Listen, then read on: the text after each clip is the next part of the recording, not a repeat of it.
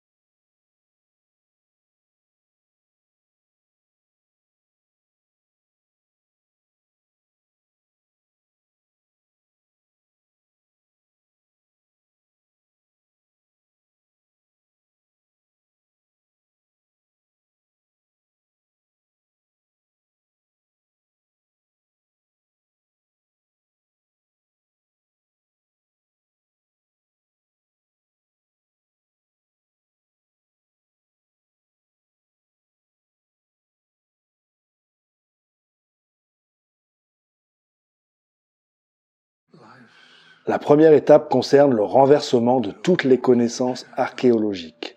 Elle traite de la mise en place de tremblements de terre provoqués artificiellement à certains points précis de la planète, où des découvertes censées démontrer à tous les peuples l'erreur des doctrines religieuses fondamentales sont faites. La falsification de cette information servira à faire croire à toutes les nations que leurs doctrines religieuses ont été incomprises pendant des siècles et mal interprétées.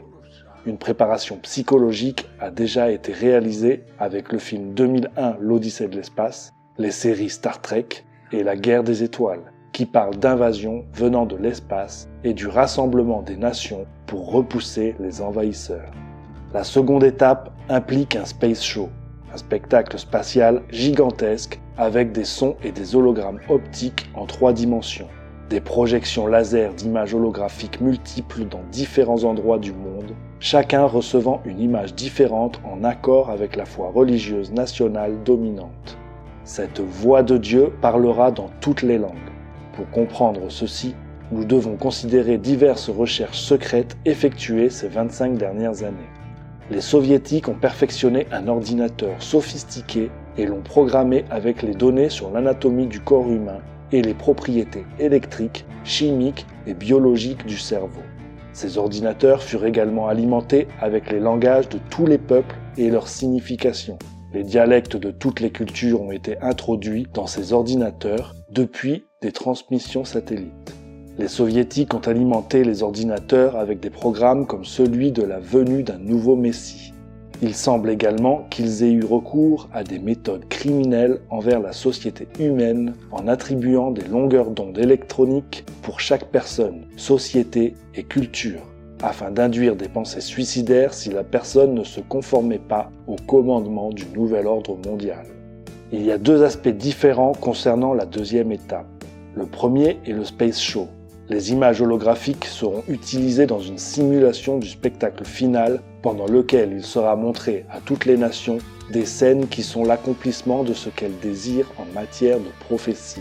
Celles-ci seront projetées à partir de satellites sur la couche de sodium dans l'atmosphère.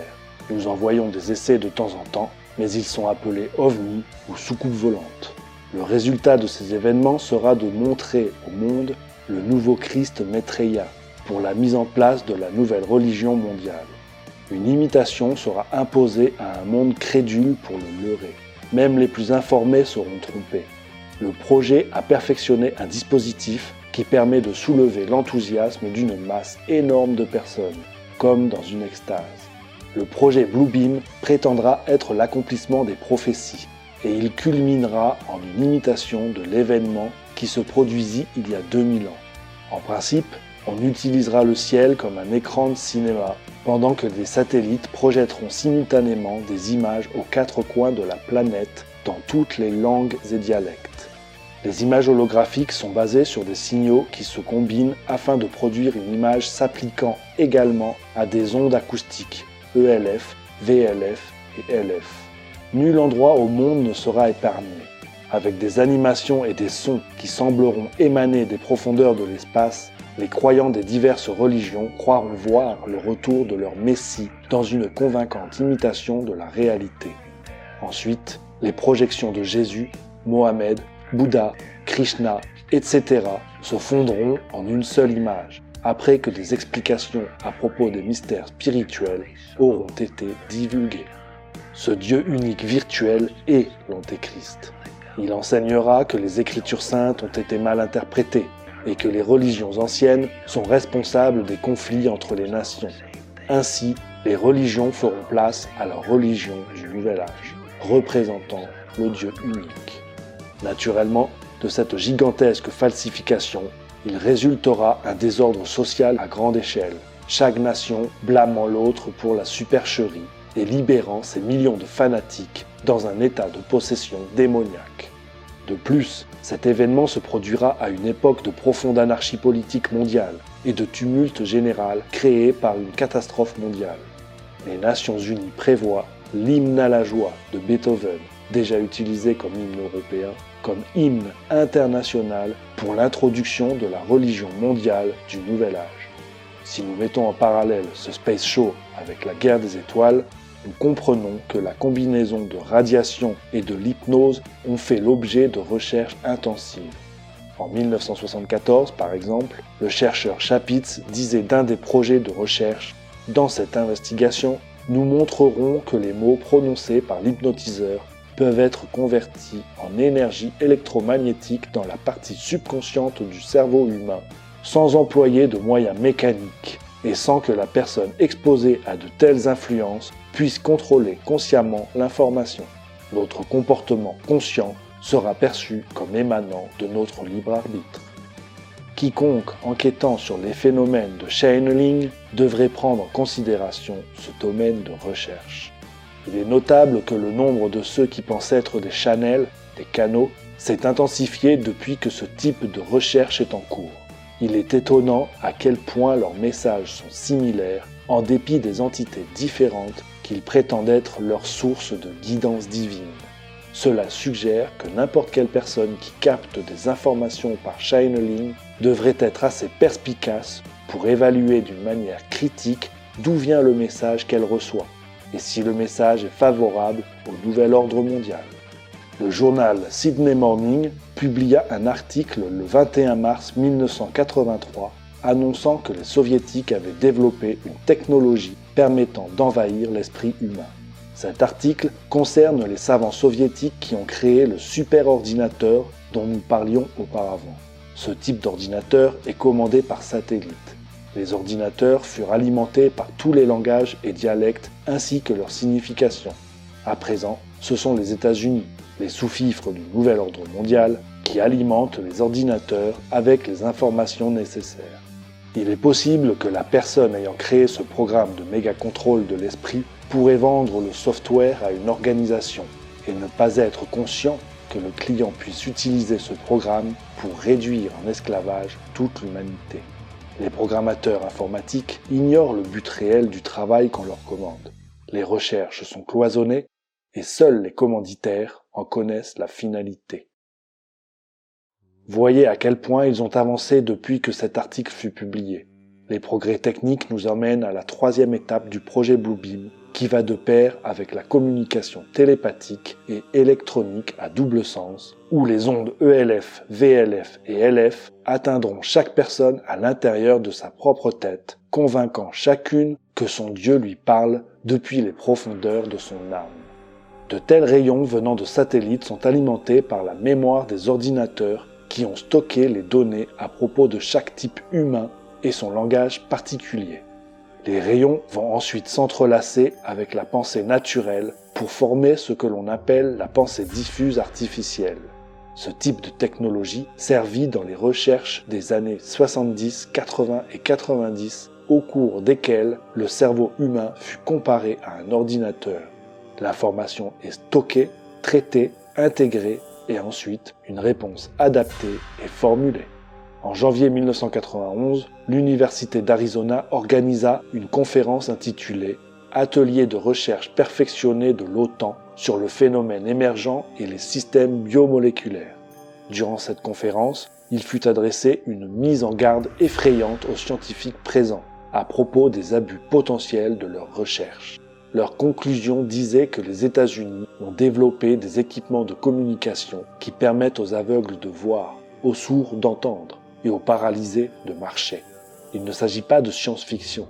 Certains de ces équipements sont opérationnels à l'Agence d'intelligence centrale, CIA, et dans le Bureau fédéral d'investigation, FBI. Cela ne sera jamais utilisé pour redonner la vue aux aveugles, faire entendre les sourds et faire marcher les paralysés, parce que c'est une technologie essentielle pour le programme politique des marionnettes du nouvel ordre mondial. Ces équipements de communication seront utilisés pour torturer et tuer des personnes qui correspondent au profil d'une population donnée de dissidents.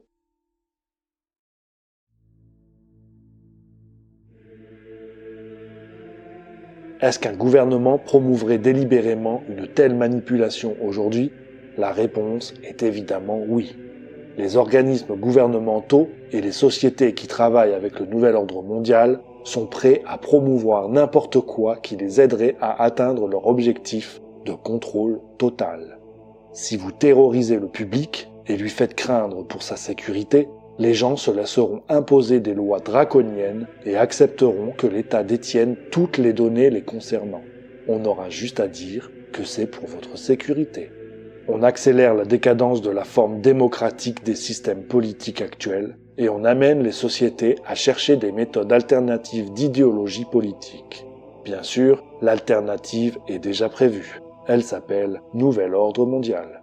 Mais elle n'aura pas à cœur vos intérêts et votre sécurité. Comme George Bush l'a dit, lisez sur mes lèvres. La peur a toujours été utilisée par les élites pour contrôler et subjuguer les masses. La vieille maxime « diviser pour régner » est utilisée pour s'assurer que tout le monde craint pour sa sécurité personnelle et que chacun se méfie des autres. Pour aller plus avant dans la nouvelle technologie du projet Bluebeam de la NASA, nous devons considérer l'affirmation du psychologue James McConnell. Nous pouvons combiner la privation sensorielle et la manipulation de la punition-récompense pour gagner un contrôle quasi absolu sur le comportement de l'individu. Il devrait être possible de réaliser un type de lavage de cerveau positif qui nous permettrait d'opérer des changements définitifs dans le comportement d'une personne. Nous avons parlé auparavant de ce type de communication télépathique et électronique, de ces rayons qui viennent d'ordinateurs chargés de données sur les caractères humains, leur langage et dialecte, et nous disions que les gens seront touchés de l'intérieur, chacun croyant que son propre Dieu lui parle directement depuis son âme. Nous nous référions alors à ce type de technologie dont le psychologue parle. Ceci étant, nous sommes conditionnés depuis notre naissance à faire ce que la société veut que nous fassions, plutôt que ce que nous voulons faire nous-mêmes. Comme ils ont la technologie pour nous y contraindre, personne ne devra être autorisé à disposer librement de sa propre personnalité. Cette affirmation est importante parce que la politique des Nations Unies, via l'éducation prônée par l'UNESCO, c'est que l'individualité autonome s'efface. Ce psychologue prétend que personne ne choisit le type de personnalité qu'il acquiert, et qu'il n'y a donc pas de raison de croire qu'on a le droit de refuser d'acquérir une nouvelle personnalité si l'ancienne est considérée antisociale. L'ancienne façon de penser et de se comporter sera considérée comme politiquement incorrecte.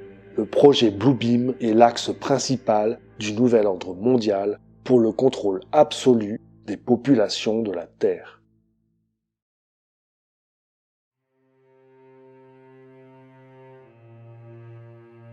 Je vous suggère d'approfondir cette information avant de l'évacuer comme de la paranoïa. Si nous allons plus avant dans les faits que je viens de vous présenter, nous découvrons que la technologie et les opérations de contrôle de la pensée incluent un transmetteur qui émet à la même fréquence que le système nerveux. Ce transmetteur est fabriqué par l'Oral Electro-Optical System en Californie. Ce système utilise des radiations électromagnétiques de fréquence gigahertz extrêmement basse, ELF. Il permet d'influencer et de torturer des gens mentalement à distance. Cette arme peut être utilisée pour induire une privation sensorielle totale en émettant des signaux dans le nerf auditif à une puissance si élevée qu'elle bloque la capacité de la personne à s'entendre penser. Le procédé employé par de telles technologies ELF est décrit dans diverses publications du ministère de la Défense des États-Unis comme le spectre électromagnétique et le conflit de basse intensité. Un autre système d'impulsion micro-ondes peut émettre vers une personne des signaux audibles indétectables par d'autres. Cette technologie est très simple et peut être construite en utilisant un pistolet radar ordinaire. Le rayon micro-ondes généré par ce système est modulé à des fréquences audio et peut émettre des messages directement dans le cerveau. C'est le cœur du projet Bluebeam. L'émission de communication et d'images subliminales à double sens depuis les profondeurs de l'espace correspond directement à ce type de technologie. Dans son livre « Le corps électrique », Robert Baker, nominé au prix Nobel, décrit une série d'expériences réalisées au début des années 60 par Alan Fry, dans laquelle ce phénomène fut démontré, ainsi que dans des expériences réalisées en 1973 à l'Institut de recherche Walter de l'Armée rouge par Joseph Sharp, qui subit des tests par lesquels il prouva qu'il pouvait comprendre des messages qui lui étaient transmis dans une chambre d'isolation sans écho via une impulsion micro-analogue aux vibrations sonores ordinaires. Baker affirme « Un tel système a des applications évidentes dans des opérations secrètes visant à rendre une personne folle grâce à des voix inconnues ou pour donner des instructions à un assassin programmé. Maintenant, imaginez quand l'on pourra entendre la voix du nouveau Messie de l'ordre mondial s'adressant depuis l'espace à tous les gens sains d'esprit, et qu'il pourra donner des instructions à des fanatiques religieux. Nous observerons une hystérie et des troubles sociaux d'une ampleur jamais vue sur Terre. Aucune force de police ne pourra contenir le désordre qui s'ensuivra. Un livre paru en 1978 intitulé « Les effets auditifs et les applications des micro-ondes » par James Lynn décrit comment des voix audibles peuvent être émises directement dans le cerveau. Cette technologie pourrait permettre aux sourds d'entendre. Au lieu de cela, c'est une arme pour asservir le monde. Des résultats similaires ont été obtenus en utilisant des grenouilles vivantes, ce qui montre qu'il est techniquement possible de déclencher des crises cardiaques avec des rayons destinés à pénétrer la poitrine humaine. À noter que l'auteur de ce rapport et son collègue sont tous deux morts d'une crise cardiaque à quelques jours d'intervalle, l'un au Canada et l'autre en Irlande. Il est démontré que des rayons à ultra haute fréquence, UHF, peuvent être utilisés pour produire une activité musculaire considérable ou au contraire de la léthargie. Des micro-ondes peuvent être utilisés pour brûler la peau, augmenter les effets de drogue ou affecter le fonctionnement du cerveau. Ces résultats furent communiqués par la CIA le 21 septembre 1977 devant le Comité de santé et de recherche scientifique.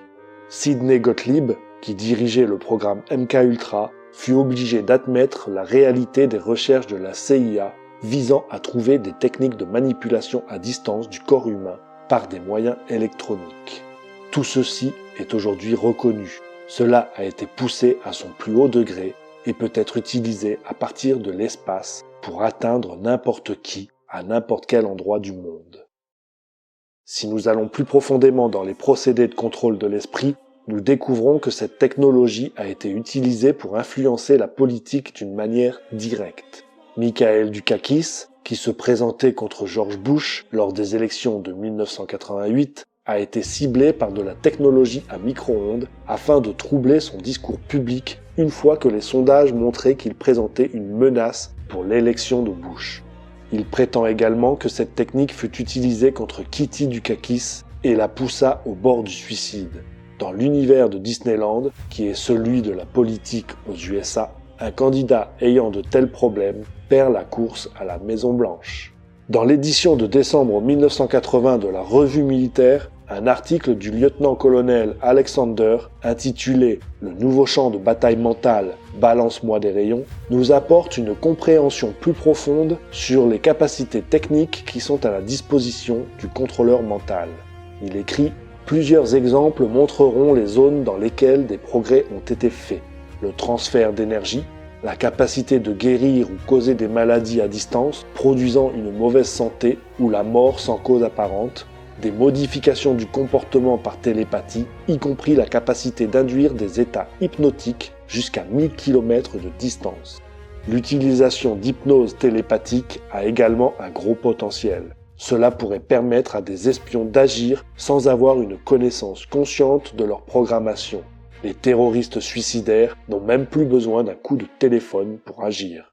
D'autres techniques impliquant l'action d'un esprit à l'autre sont envisagées. Si elle est perfectionnée, cette faculté permettrait la transmission de pensées d'une personne ou d'un groupe de personnes à une audience cible sélectionnée.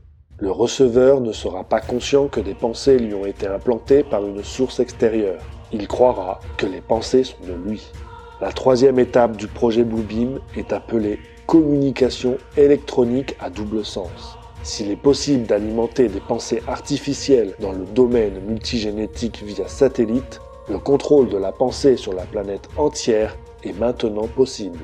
La seule possibilité de résistance d'un individu serait de remettre en question la source de ses pensées et de ne pas agir d'après des impulsions qui ne correspondent pas à ses valeurs morales.